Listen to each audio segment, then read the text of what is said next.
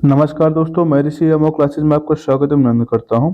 दोस्तों, आज हम आपके लिए यूपीपीसीएस मेंस का जो टॉपिक है जीएस पेपर 5 जीएस पेपर 5 की चर्चा करने चलते हैं, जिसमें आज हमारा पहला टॉपिक है वैदिक काल से मध्यकाल तक उत्तर प्रदेश में सांस्कृतिक परिवर्तन। यानी जो पहला टॉपिक है दोस्तों, आपने पढ़ा होगा उत्तर प्रदेश के इतिहास, संस्कृत और सभ्यता, उसी से संबंधित ये टॉपिक है। ठीक है, क्या देखते हैं? पहला टॉपिक क्या है? वैदिक काल से लेकर से मध्यकाल तक उत्तर प्रदेश में सांस्कृतिक परिवर्तन के बारे में चर्चा करते हैं। ठीक है दोस्तों, जैसे लिखा क्या है इसमें, एक समाज और सांस्कृतिक कुल परंपरा एक निरंतरता के साथ साथ एक पीढ़ी से दूसरी पीढ़ी तक साझा साझा यहाँ साझा होगा, साझा अवस्थाओं, परंपराओं और परंपराओं प्रथाओं के साथ हस्तांतरित होती है। यानी समाज जो होता है दोस्तों, जो संस्कृत होती है, एक पीढ़ी से दूसरी पीढ़ी तक क्या होती है, इसमें हस्तांतरित होती रहती है। ठीक है दोस्तों, उत्तर प्रदेश में यह निरंतरता बादा, मिर्जापुर, मेरठ और जनपद की खुदाई के दौरान हमें मिला। इसका मतलब ये हमारी जो संस्कृत है दोस्तों,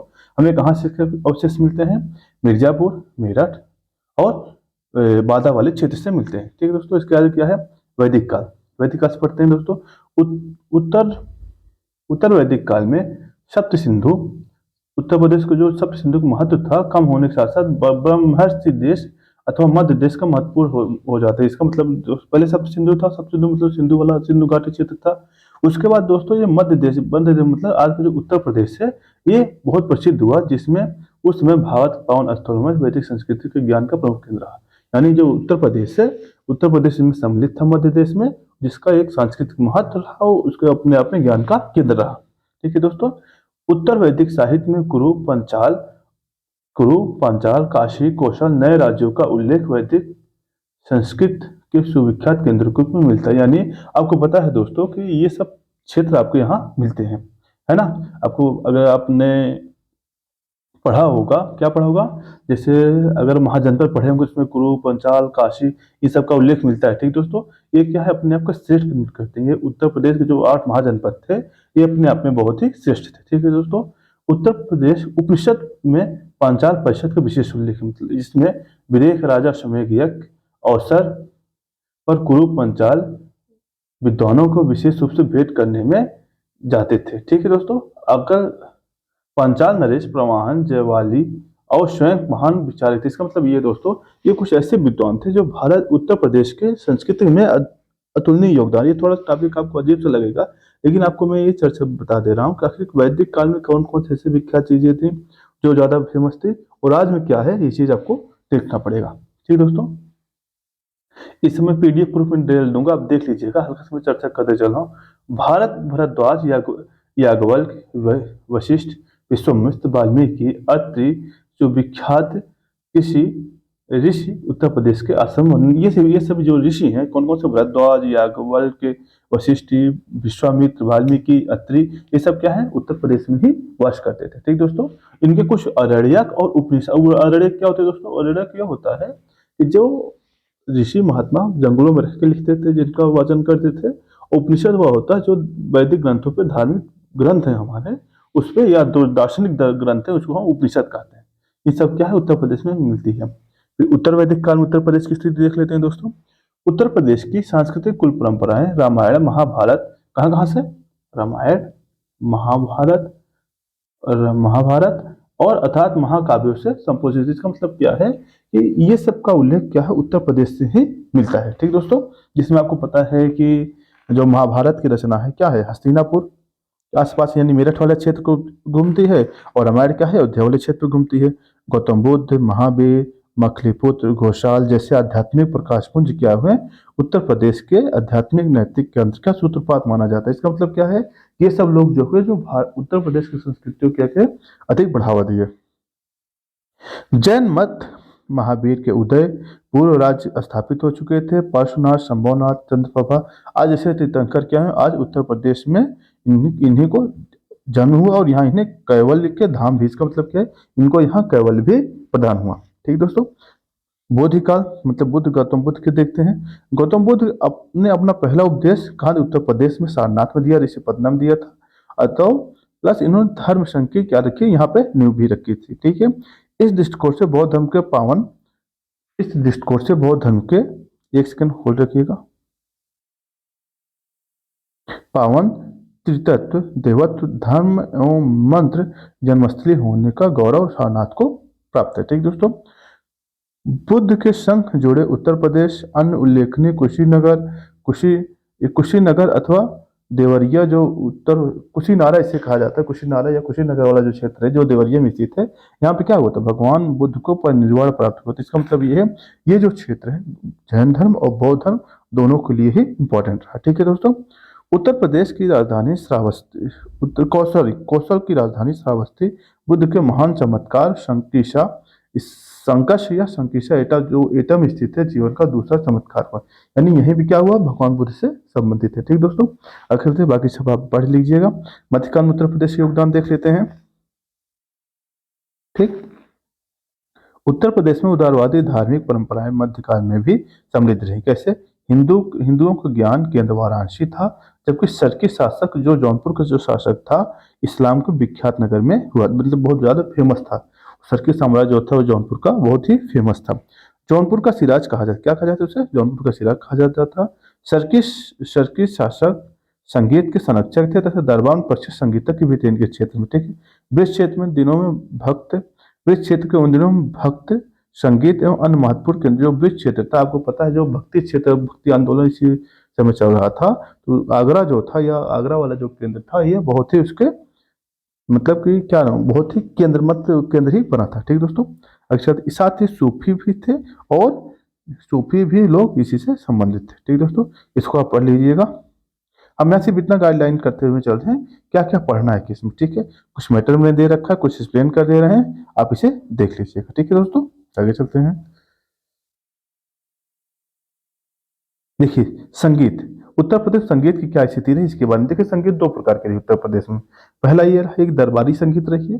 दरबारी संगीत से कुछ स्वतंत्र रूप से संगीत फेमस हुए हैं। इसमें ध्यान दीजिए, उत्तरवर्ती काल में मुस्लिम शासन के अवधि में संगीत को दो पृथक शैलियां में बटा, किसमें दो भागों में बट गए। वह एक साहित्य संरक्षण विशेषाधिकार लोगों को प्राप्त थे। इसका मतलब ये था, ये ऐसे थे कि जो राजा के यहाँ अपना संरक्षण प्रदान, जिसे दरबारी कहा जाता है। राजा अपने मनोरंजन के लिए या अपने किसी विशेष अतिथियों के स्वागत के लिए ऐसा करते थे। और कुछ स्वतंत्र रूप से जो दूसरा हुआ दोस्तों, भक्ति रस में डूबा हुआ भगवान को समर्पित, यानी जो भक्ति आंदोलन था इसी से संबंधित था, इसी के बारे में चर्चा की गई है। ठीक दोस्तों, आगे चलते हैं।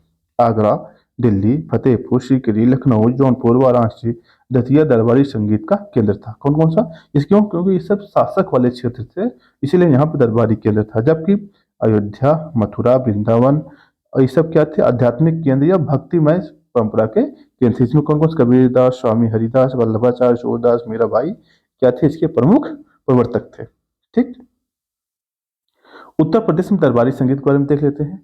उत्तरी